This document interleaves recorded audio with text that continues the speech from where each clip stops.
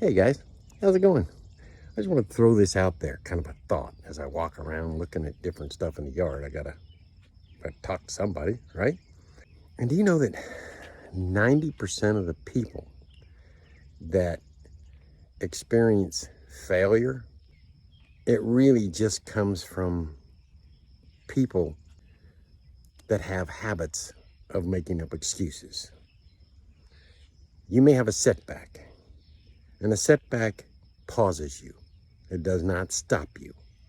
Failure stops a lot of people, and they start looking at the different habits that they have for excuses as to why they failed, instead of just saying, hey, one of those things, tomorrow will be different. It always is. I don't care how bad today is, usually tomorrow will be so much better.